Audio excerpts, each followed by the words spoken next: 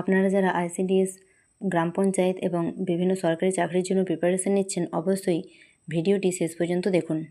আজকের ক্লাসের প্রথম প্রশ্ন হলো ভারতের সর্বপ্রথম জাতীয় উদ্যান কোনটি? এই প্রশ্নের উত্তর হয়ে যাবে জিম করবেট। 2 নম্বর প্রশ্ন বিশ্ব পরিবেশ দিবস কবে পালিত হয়? এই প্রশ্নের উত্তর হয়ে যাবে 5 জুন। 3 নম্বর প্রশ্ন ভারতের জাতীয় জলজ প্রাণী কোনটি? এই প্রশ্নের উত্তর হয়ে যাবে গঙ্গার শুশুক। 4 নম্বর প্রশ্ন ভারতের প্রথম মহিলা আইপিএস কে ছিলেন? এই প্রশ্নের উত্তর হয়ে যাবে কিরণ বেদি। আপনাদের যদি ক্লাসটি ভালো লেগে থাকে অবশ্যই লাইক, কমেন্ট, শেয়ার করে দেবেন। আজকের ক্লাসের 5 নম্বর প্রশ্ন হলো ভাকরানাঙ্গাল প্রকল্প কোন নদীর ওপর অবস্থিত? এই প্রশ্নের উত্তর হয়ে যাবে শতদ্রু নদীর ওপর অবস্থিত। 6 নম্বর প্রশ্ন ভারতের জাতীয় পাখির নাম কি? এই প্রশ্নের উত্তর হয়ে যাবে ময়ূর। 7 নম্বর প্রশ্ন ভারতের জাতীয় সঙ্গীতের রচয়িতা কে? এই প্রশ্নের উত্তর হয়ে যাবে রবীন্দ্রনাথ ঠাকুর। 8 নম্বর প্রশ্ন ভারতের লৌহমানব নামে কে পরিচিত? এই প্রশ্নের উত্তর হয়ে যাবে বল্লভভাই প্যাটেল বা সর্দার বল্লভভাই প্যাটেল।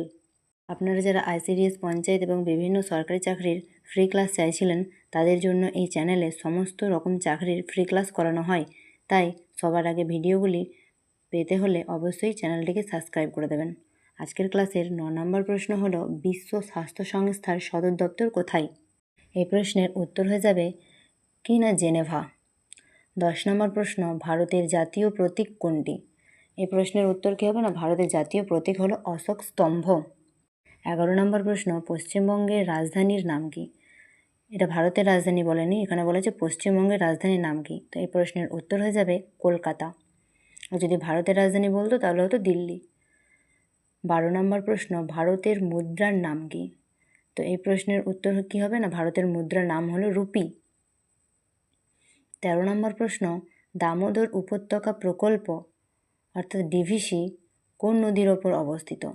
এই প্রশ্নের উত্তর হয়ে যাবে দামোদর, বরাকর ও কোনার, অর্থাৎ ডিভিসি 3টি নদীর ওপর অবস্থিত।